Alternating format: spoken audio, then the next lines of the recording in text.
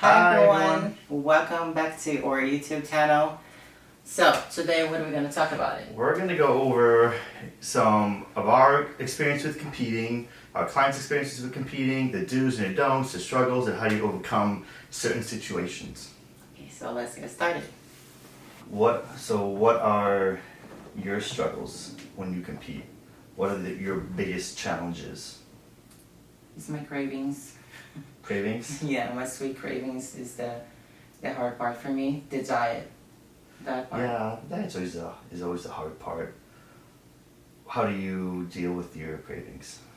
What helped me the most in my last preps was my protein pancakes because it's kind of sweet, so that's helped me with my cravings. And that's it. It's not much. Yeah, how do you make those? What do you put in them? Very basic. Oats, egg white, sweetener, a little bit of almond milk, and protein powder. Then And a blend little it? bit baking powder. Baking powder, yeah. Yeah, I just blend it all and then just put it in a pan for the pancakes. And usually I had fats in the morning, so I use my almond butter on top, just a little bit. Or sometimes when I didn't have fats in the morning, I would mix protein powder a little bit with almond milk, and then just create like a little paste. Blend it and blend it? No, just create. No, the pancakes. You blend everything? Like the oats into a powder? Yes. Okay. And that helped me with my cravings. That, I'll do like some sugar-free Jello.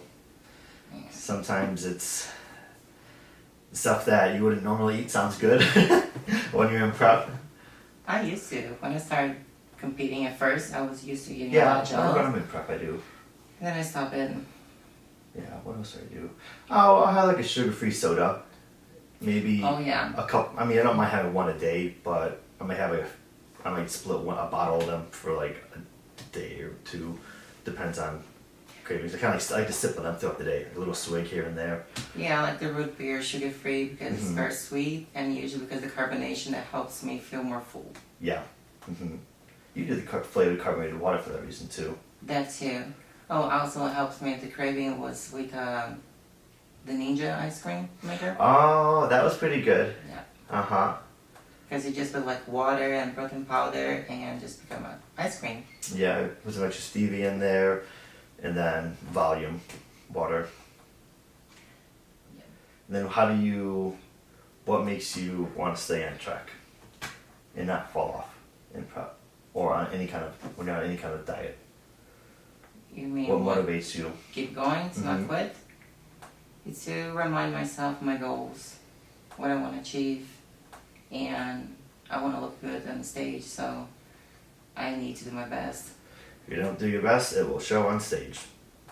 And if you still look good on stage and you haven't followed it 100%, the person that beat you, they probably followed 100%. So It's funny that I was going to ask the same question for you, like, if you ever want to quit during prep. every single show, I've done 20. Every time I've done a show, I said, fuck this, I don't want to do this anymore. This is stupid, da da da. And then I'm fine. I just kind of like a little say it to myself all the time. But yeah, it's not fun. But what keep you pushing forward? I love to see myself get better. That's what drives me. I don't like being stagnant, consistent in my life. I always like to keep on getting better. So the more I know I stay on track, the stricter I am, I'm going to bring a better package. It's inevitable.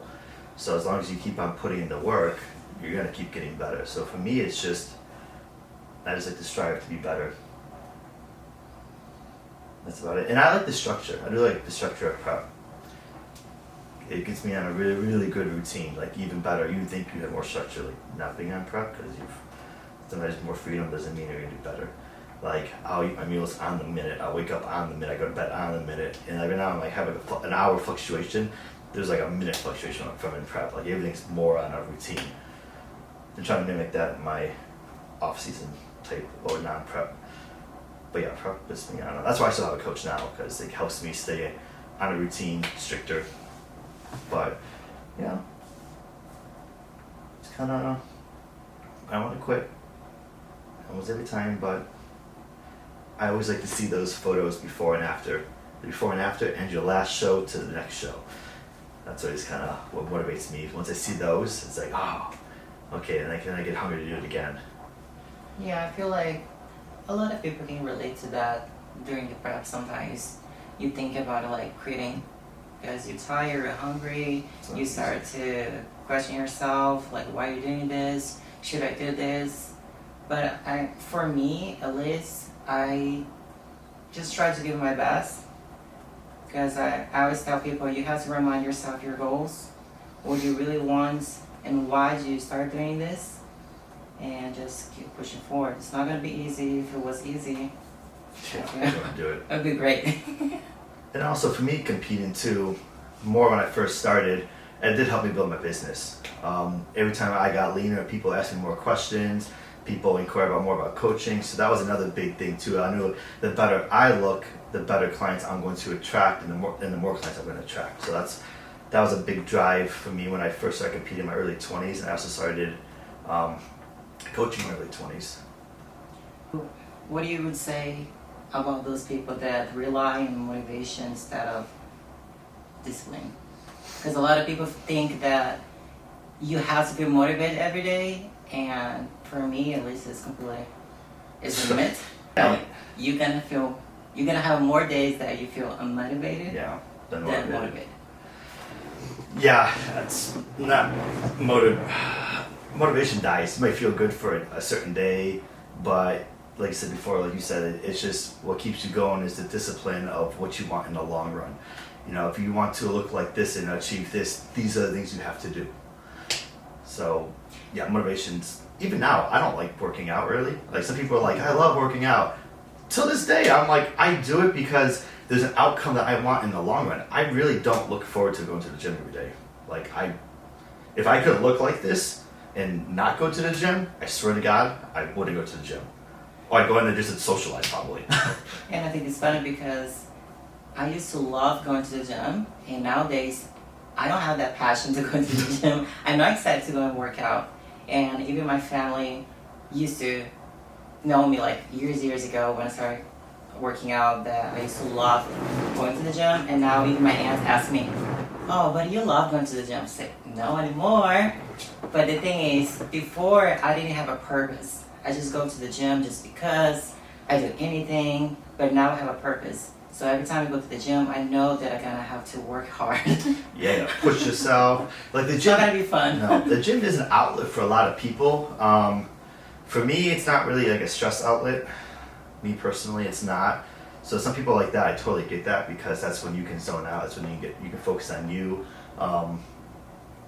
Yeah, that makes sense for people. But yeah, I'm not I feel good after I get done with the gym. I feel pumped up. I feel good. You know, I feel sore because then I'm like, okay, I did something, and then okay, that feeling is gonna make me get closer to my long-term goal. And this, what you're talking about, makes me thinking that a lot of people go to the gym for certain reasons. Like sometimes go to escape stress, you know, like relationship, family, work. Like in my case, when I started working out was because depression, because I didn't feel good about myself. Me too. So I feel like a gym is escape for everyone. Yeah. Like every person going to the gym for escape for something. Yeah, that's a good thing. I started going to the gym because of depression, pretty much. I didn't like the way I looked. And then, of course, the more I went to the gym, the more I liked the way I looked. So it wasn't like, oh, I love going to the gym. It's I love the outcome. You don't have to love the process. You have to love the outcome. Because shit's hard. It's not easy, but... And then this leads to people that keep saying, oh, I want to change, I want a nice body, but they're not consistent with anything. They're going to the gym consistently, don't eat right, and then complain that they don't have the body they want. But that's why I heard this before, and I think it's great. They say like gym is the most fair place. Where do you put it, and so where are you gonna get it? Yeah. So, Here's the thing. The more you go to the gym, the more muscle you have, the more food you eat. The more forgiving your body is, and it's anti-aging. So that's a lot of the reasons too why it's good to go to the gym, or why I like to go to the gym, because it's gonna help me out in the long run. yeah, so just remind yourself that don't rely on motivation. Discipline is gonna take you. Yeah. Remind yourself why. And remind yourself why you're doing this, and what are you looking to achieve in the long run. And know that these are the steps you have to take to get to that dream body. dream look, dream health, whatever it might be. If you could go back to your first show, or better, what's your best advice for someone that wants to compete for the first time, thinking about it? Live the lifestyle for at least a year, 2 years, and that means you're eating healthy, you're eating 4, 5, 6 meals a day, you're going to the gym at least five times a week. Understand that that's what it's going to take, and understand also that you probably have to pull some doubles, where you might have to do double cardio and a workout a day. So make sure your schedule fits it, make sure you're financially, in a good spot, because it's not cheap. Competing, don't hire just a random coach that goes to your gym that has a few clients that don't look good. Hire somebody that has clients that you want to look like. Hire somebody that has the knowledge. Nowadays, you have social media, so now it's so easy to find coaches. When I first started competing back in 2013, I wasn't big on like social media stuff. My coaches helped me where I was at, but I wish I would have did more homework and maybe hired different coaches that could have got me there faster with more knowledge. Like, I had a lot of gut issues my whole life, and nobody fixed this until my last coach 3 years ago. So that always affected my growing, my dieting, and all that. Digestion is pretty bad. And then I got someone that was super knowledgeable in that, and it just totally changed my whole life around. I did a GI map, and I fixed all the bacterial problems in my gut. So don't go cheap on hiring a coach, because it's going to show on stage. And also, don't take too long to hire a coach. For so many years, I never had a coach, and not that I didn't do any progress, but I could have done 10 times faster and much better. I would avoid so many mistakes if I had a coach. So make sure to hire a coach as soon as possible if you want to achieve your results faster and in a good way. Yeah. Oh, another advice going back, I did so many shows. My first 3-4 years of competing, I did so many shows. And one, I enjoyed doing it at that time. Like, I liked seeing myself on stage, I liked the way I felt, I liked the way I looked. But like, I didn't have a good coach that would tell me, you should take a year off. Because I did fucking 3-4 shows a year for the first handful of years, and I never really grew. Yeah, it takes time to grow muscle. It takes time to make progress. Now, I'll do like maybe 2 shows close together, and then I'll take a year off. And that's kind of like, unless you're sitting there placing like top 5 at nationals, then I'd say, okay, you can run with it and do more shows, because you're pretty much, your body might just be right there. If you don't win a show that has good competitions, don't go to nationals. I made that mistake back in my first national show, 2015. I was doing men's physique, and I was getting like top 3 in a bunch of shows. I'm like, I'm gonna go to nationals, see how I do. I think I got like last call outs. I think I got like 15 out of 17 people. I was like, oh, I need to grow. So sometimes people need to go to nationals to get a little reality check, because you might not be as good as you think you are. But yeah, just because you're nationally qualified doesn't mean you should go to nationals, because it's a whole nother level. Anyone can win a local show. Literally anybody can win, because you don't know who's going to show up. Nationals is when you're going to see what you look like next to people. Yeah, this is something that we see a lot. People doing so many local shows over and over, and don't step in a national. What's the point to keep doing so many local shows? What's the point? Yeah, you should do like, do 1 or 2, and see how you do, and then work on what you need to work on, take the year off, and then do maybe one or, depending on how big the regional show is, do 1 or 2, and then if you win those 2, and there's good competition, then maybe you should try nationals. Good competition, I mean like there's like at least like 10 plus-ish people, or like your top 5 are just all really, really, really good looking. But also look at who's winning national shows too. You have internet nowadays, so there's everything on it, so then you kind of see what the competition looks like, even though you don't know who's in the show still. Okay, do you think it preps get easier or harder with the experience? So I don't think they get either. You just know how to deal with it better. You know how to deal with the tiredness, the moodiness, the hunger. You know what to expect. You know what to expect. Like, I don't think it gets easier. You just get better at it. That's pretty much I it. always say for people, for me, prep never gets easy. And I think prep is very like unpredictable. Every single prep, I feel like, is different. Things can happen. You can learn something new about your body, or something can go wrong. I don't know. It's very like unpredictable. So yeah, not every prep is the same. Maybe you're working a different job, different hours, different stresses. Just like I said, so many things can happen. It could be a lot of things. What's going on in your life?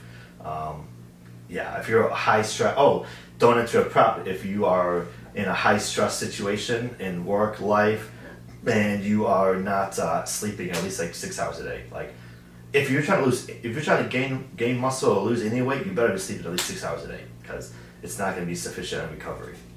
Like, people don't know how much important it is you sleep well.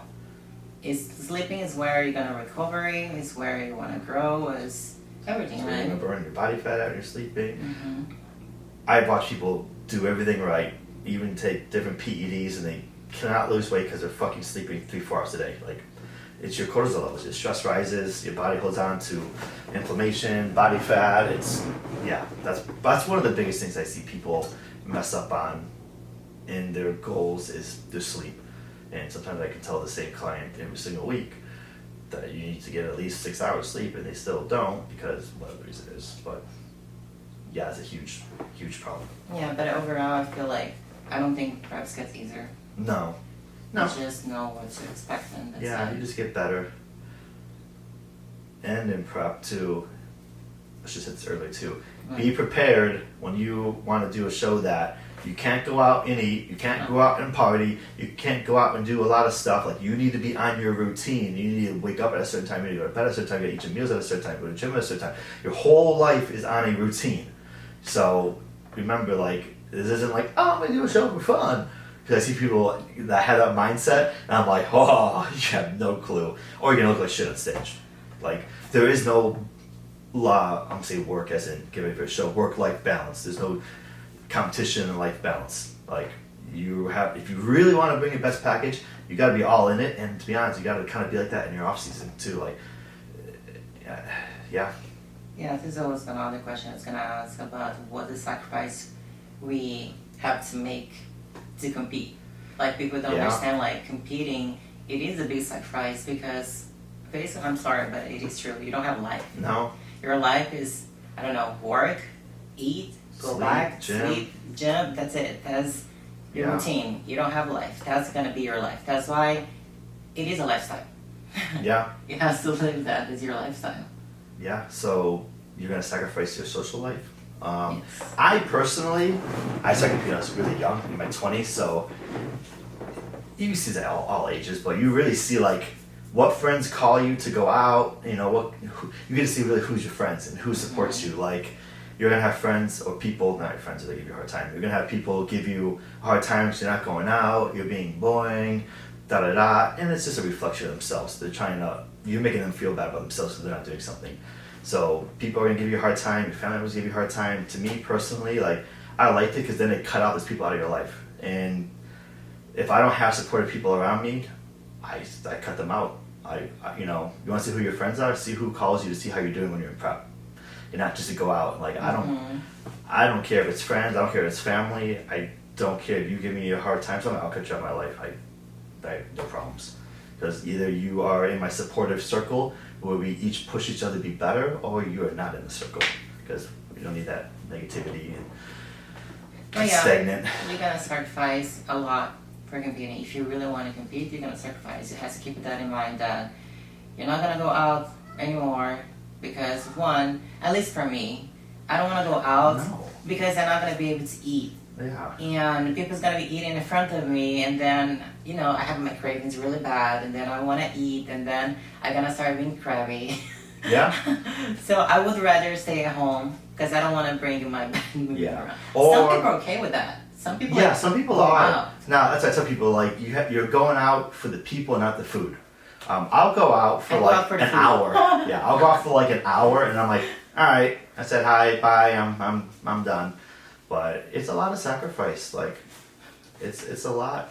But also, guess what? You want to be good at anything in life, it's going to be sacrificing. You're going to be good at competing. You want to be good at growing your business. Anything you want to be good at, you're gonna sacrifice, and there's really no balance as for a short time being. You got to be all into something. So, yeah, I realized throughout the years there's really no like work-life balance or competing life balance. It's you're in seasons of your life and you got to put 100% into that one thing. So you're more balanced in the long run.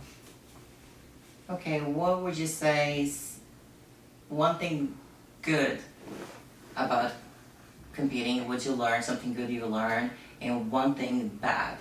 Good about competing? And bad about competing. It puts you on a really good schedule and it makes you mentally strong. Because what we do is fucking hard. It is not easy. Like, I mean, you gotta eat the same foods every day, you gotta work out every day, sometimes twice a day. You push yourself in your limit. And it doesn't matter if you're tired, you suck it up and get to the gym and get it done. Like, I can't tell you how many times I've been on the Stairmaster and I fall. I trip over myself because I'm so tired. Like, so it makes you very mentally strong. And then if you could take that mindset into in anything else in your life, you're going to be very successful because it's hard. And this is why you don't see a lot of people do it. That's why I see so many fat people because they can't even follow a simple diet. I mean, it's the truth. And then for the bad, because I think in my opinion is bodybuilding bring your best and also your worst. What I mean by that, your best, in my opinion, is because you push yourself to get better. You always constantly like improving, like look at how I can get better, and like you say, makes you stronger like mentally. yeah. And the bad part, I feel, it is we start comparing ourselves too much. Oh, that's a good one. We Yeah. start like, oh, I'm not good enough. Social Oh, that media. person's better. Like you constantly compare yourself, yeah. and then it sounds like you have so many doubts Yeah. about your work. But the more you do this and you shift your mind around it, you start to realize that in competing, it's really you versus you. Yeah, we all want to win, but we can only worry about what's in our control. What's in our control? Following that 100%, hitting all the workouts 100%, getting our sleep, and that's what we can control. So we can control bringing our best package. So once you kind of get past that mindset and you know, like, hey, I did everything I could, so these two people beat me, I just need to get better. That's pretty much it. But it takes a while. It takes a while. Mindset. Yeah, I've been for a long time, but I don't know when I started thinking like this. Maybe like, I don't even know, maybe 6, 7, 8 years ago. It's been a while. But I've been competing for a while. Since I was 17. Like for me, Getting old. huh? Getting old. Fuck. Because I do think this is really hard for a lot of people. I think a lot of people can relate that you compare yourself too much Yeah. with others. Women This is are my the worst. yes. For me, my own Yeah. experience. This is from my own experience. Yeah. So many times, not got better, got much better. Yeah. But I used to, let's say I have a show coming up, right? I used to try to go find every single girl that compete against me, and then I started looking at their Instagram, and this messed up your mind.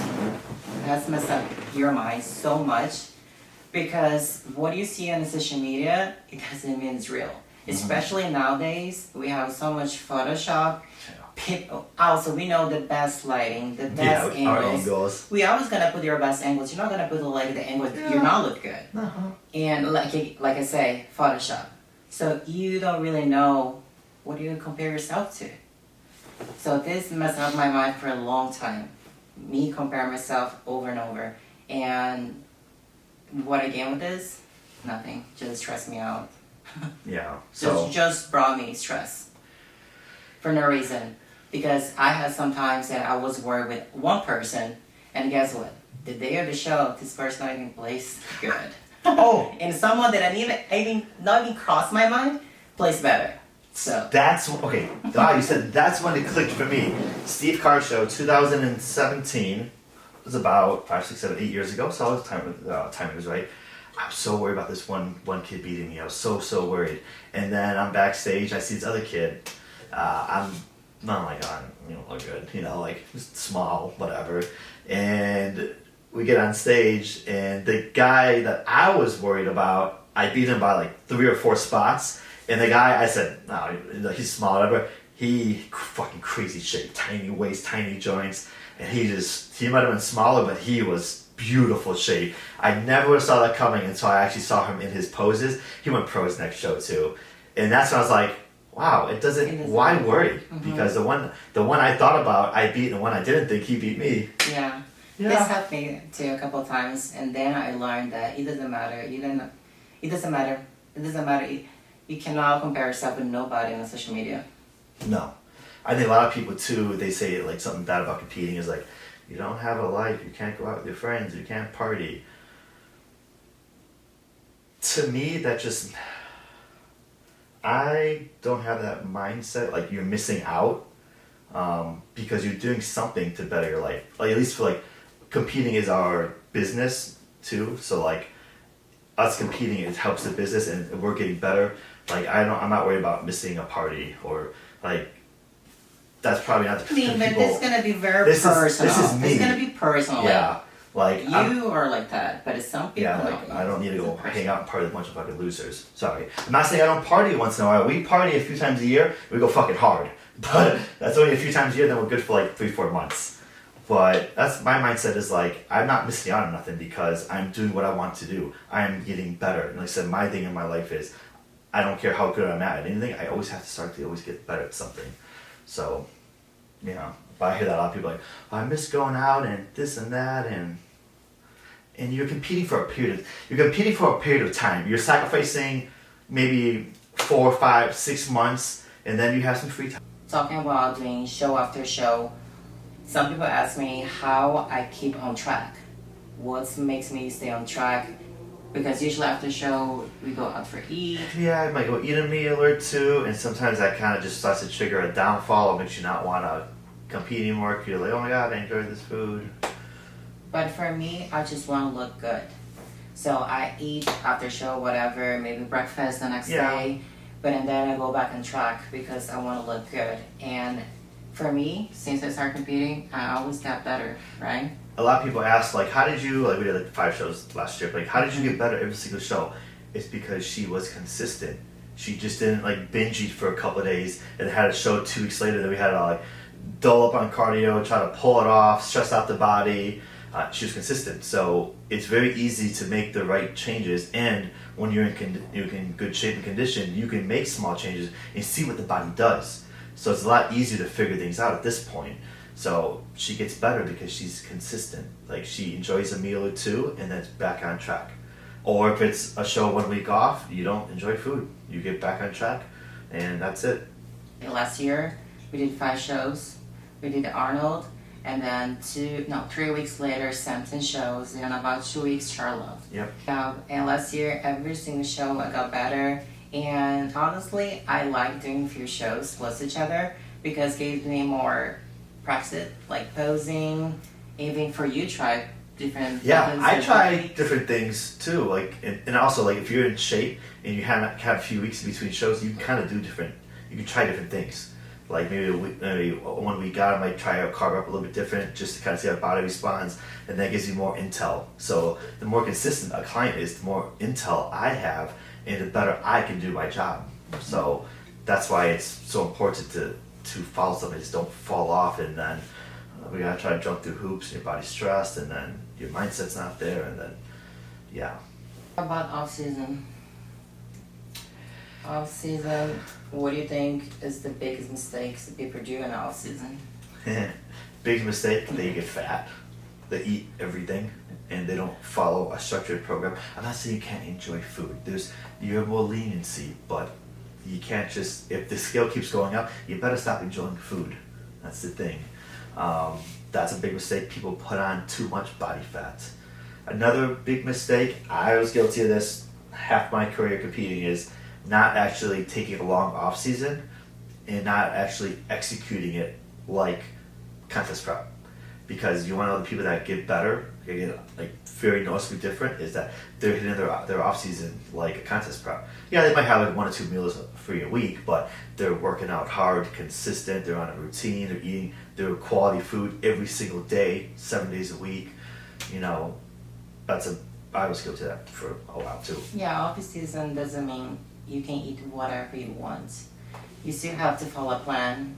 I'm not saying you cannot eat what you want. Like example, dinner or some cravings you have here, there.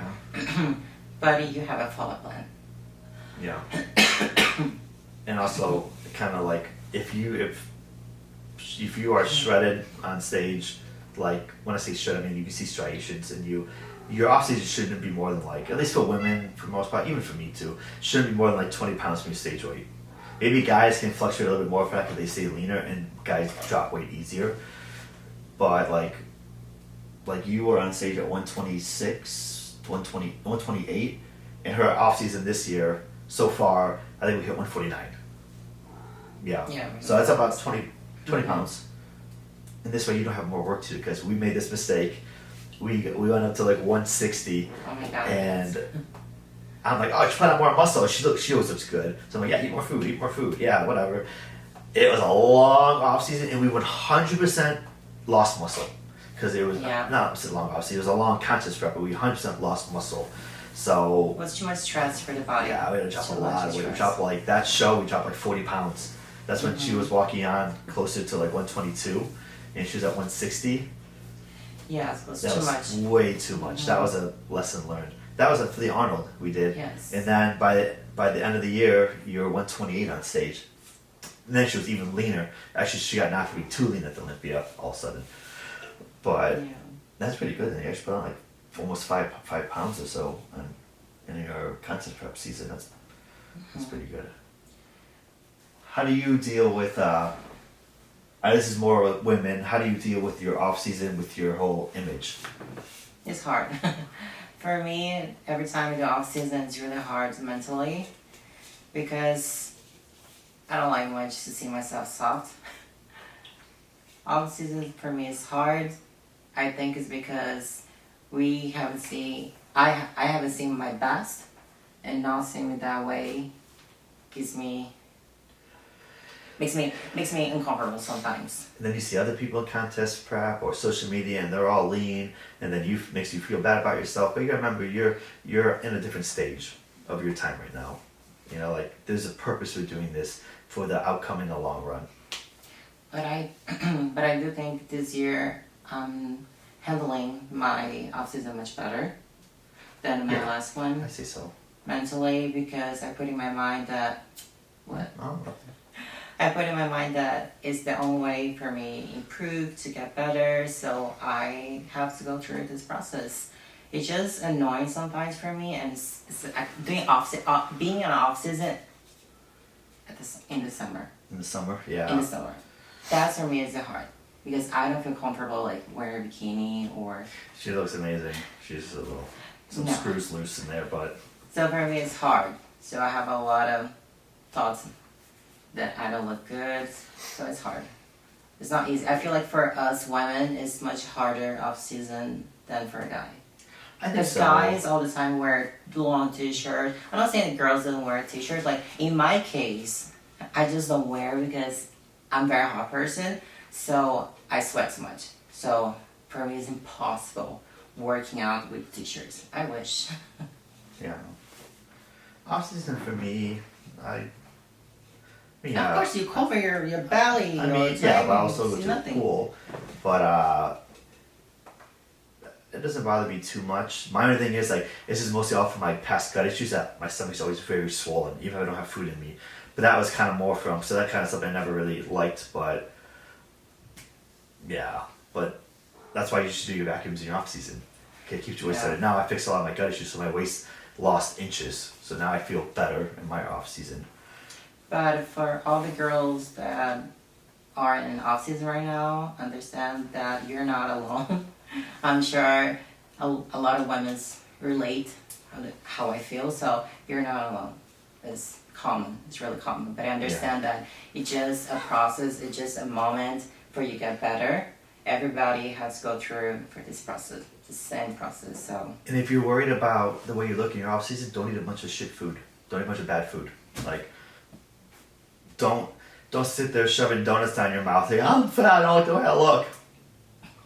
You know, like follow a routine. Enjoy some food, obviously, but like follow our program so you don't get as fat, and listen to a coach and have a coach in off season. Sometimes people are like, you don't need a coach in off season, but because it can be kind of boring, you might not change as many things in off season, but you have a coach to tell you, don't do that, and then do this. Accountability. Yeah. Like sometimes it's off season more just keeping them accountable. Yeah, that's I think. Yes. Yeah, and with a program, and there's other things that go into just the food, like supplementation and how to travel and eat and different things like that. Yeah, but if you have a coach in off season, you have your check-ins weekly, so the coach is gonna see what's happening. Yeah. If your scale is going to up too fast, like, so I think it's really important to have a coach even off season. You don't think so, but yes, I think it's really important for both, for contest prep and off season. Oh, 100%. The people that do their best in the long run is the ones that treat their off season like a contest prep. Obviously, I have a meal or two a week, which is fine. Or like me, I pick at something. I have like a small cookie every single day, like one little thing. That's how I kind of pick at stuff. But yeah, consistency is how you're gonna bring the next best package. That's good for now. Yeah. Right. This is all we got for now. If you guys have any other subjects you want us to touch base on, talk about, comment below. That'd be amazing. We'd love to have more ideas, and then if you guys have any questions, anything, just comment below and comment below, reach out to us, whatever you need, just let us know. So thanks for watching. Don't forget to like and subscribe.